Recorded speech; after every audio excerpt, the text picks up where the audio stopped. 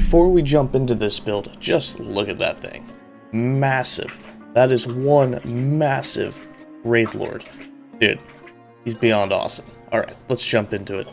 Hello travelers, Boardman21 here, and today I wanted to bring you a build based around the new unique helmet from David Harbour, the Wraithlord helmet. And this is going to allow us to summon a Wraithlord instead of your normal wraiths, and then the Wraithlord will then summon your wraiths for you. Now in this, the Wraithlord himself does a ton of damage. Whenever you're at maximum raise, he will actually shoot down necrotic beams and just absolutely destroys. They hit super hard. They must have a ton of base damage, and you can scale them up extremely well, doing millions of damage absolutely quickly, easily, and without any fuss, allowing him to target up to 3 enemies at a time and just destroy them in a single hit. As you can see in the gameplay, every time he shoots off the beams in this level 100 area, we're hitting for 100,000 damage plus without even sacrificing minions, which will actually give him increased damage and health. Now with that in mind, we're going to be playing this with as few minions as possible. We're going to have the summon rates only possible to have 2 of them. That way they'll be at the maximum amount at all times, so he'll be constantly shooting out his beams. We're not going to do any of the rare idols that you normally have to find. We won't be doing flame rays or anything like that. And then for our defense, we're going to have Aura of Decay healing us back to full health every second when it does its healing. And that way we can just kind of speed run through the map and just let the Wraithlord do his thing.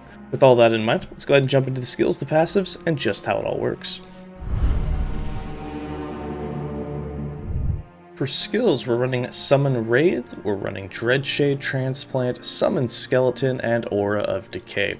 For Summon Wraith, again, the Wraithlord uses every node in this tree, so there's 2 things we want to do. We want to give him as much damage as possible, crit chance, and of course that crit multi. Now, we don't have to give him the crit chance because with Dreadshade he has a guaranteed chance to crit, so as much more damage as you can get, as much crit multi as you can get, and then limit the number of maximum rays so that he'll shoot his beams instead. So we got 1 point in Locus of Resurrection, 2 points in Haunting, 1 point in Twin Spirits so that we only have 2 maximum rays, and then they also won't decay so we can keep them alive the whole time so that your Wraithlord will just be shooting out beams. 3 points in Sequel of Avarice will then give your Wraithlord 180% more damage, which is huge for him. We also got 4 points in Reaper since he is all necrotic damage. This is some flat necrotic, 3 points in Necrotic Hunger for that 60% increased or more damage, as well as some health leech form, 1 point in Grave Reality, 1 point in Delay at the End, 1 point in Spirit Link, 2 points in Dawn of the Fall. We don't really care about that critical strike chance, but the leech is really nice, and then 3 points in Dusk of the Living for that critical strike multiplier. For Dreadshade, we have this set up so that we'll always put it on just the Wraithlord. He'll be the only one benefiting from it. He'll get a ton of attack speed, or cast speed in this case, a ton of more damage, and then also have a 100% chance to crit. So we got 2 points in Spectral Presence, 1 point in Lone Watcher, 3 points in Dying Coven, 4 points in Grim Fate for all that damage, 1 point in Blind Fury for that cast speed form, 3 points in Lingering Doom for extra necrotic damage, 1 point in All for One so that it gets a more damage multiplier, but of course this will only affect the Wraithlord, which is all that we care about. 1 point in Egoism for the minion will always crit.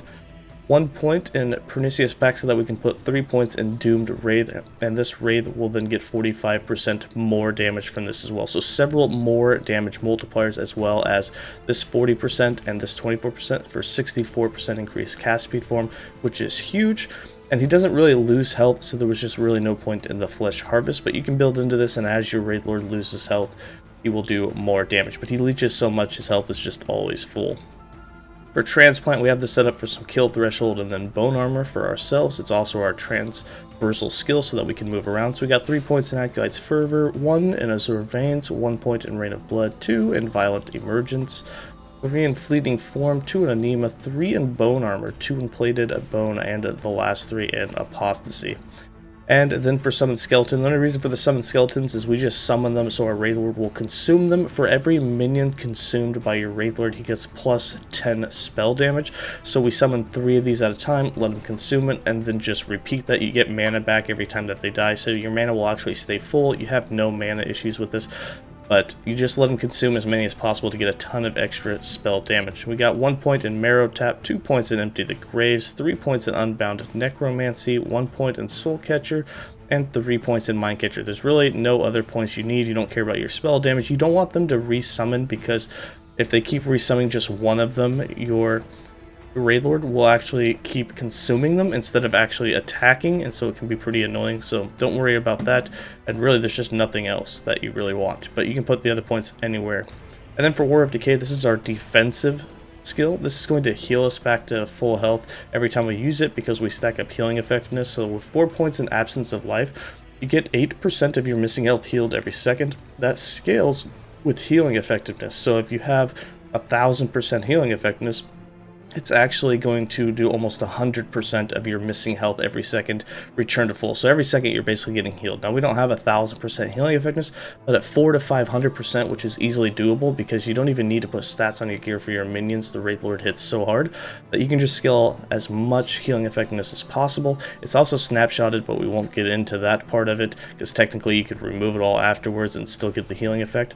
But again, not going to get into that part, but this is our defense here. And then we also get less poison damage taken, we also get increased area, and then we get 60% poison res while we have it active. And then of course we can chill, slow, and then also reduce enemy armor, which is pretty cool. So it's a good debuff against enemies as well. For passives, we got 20 points in the passives, in the Acolyte class, 8 of them in Forbidden Knowledge, 5 in Dark Rituals, and 7 into Stolen Vitality. We have 10 in the Lich for the Aura of Decay to unlock, so 10 points into Apocrypha for that intelligence. The mana regen's nice, but again, we don't spend a whole lot of mana. None in the Warlock, and then 80 points mastered into the Necromancer with 8 points in Risen Army, 5 in Grave Thorns, 10 in Cursed Blood, 2 in Aegis Fall, 6 in Tyrant, 5 in Frantic Summons, 10 in Moonlight Prior, 5 points in River of Bones for a ton of that Leech, 10 points in Hearsay, 9 points in Blades of Forlorn, and 10 points in Rite of Undeath for that 150% minion necrotic damage, which is really going to boost the Wraithlord's damage.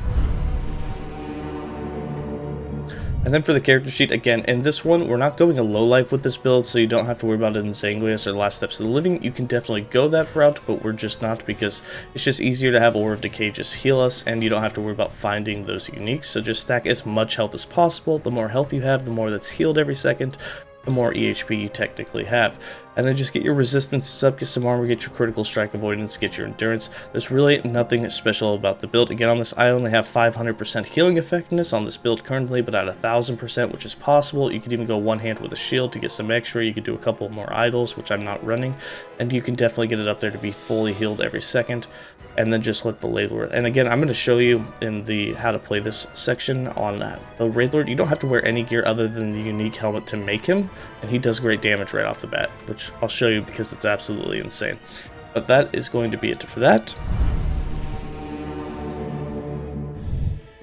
For gear, the only requirement of this is the, I hate these tooltips, is the Wraithlord's Harbor. And this gives you the +1 to summon Wraith, but the main thing is that you now summon a Wraithlord instead of a Wraith. And then the Wraithlord scales with your summon retrieve, and then it summons your other Wraiths for you while in combat. While you're at max Wraith, the Wraithlord casts necrotic beams and regularly consumes all non-Wraith minions to empower himself, gaining temporary maximum health equal to 10% of their maximum health, as well as flat 10 spell damage for 10 seconds. So literally all you have to do is just put your Wraithlord out there and he does everything for you. We just do the skeletons to have him consume them, again, so that he gets all that flat spell damage for all those minions being consumed.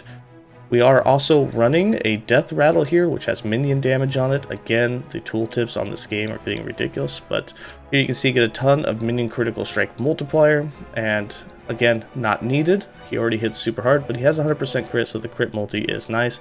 For the weapon, I am running our minion spell damage here. You don't have to. Oh my Atlanta. Come on now. Come on. Jeez. You can run a Reach of the Grave, but in our case, we are also... there we go. Nope, that didn't fix it either. It's just putting other stuff in my inventory. Dude, I give up. Point is, you want minion spell damage on your weapon. You can run a one-hand like Reach of the Grave with a shield that has healing effectiveness, so you'll heal for even more. And then for everything else, just get as much healing effectiveness as possible, get as much health as possible.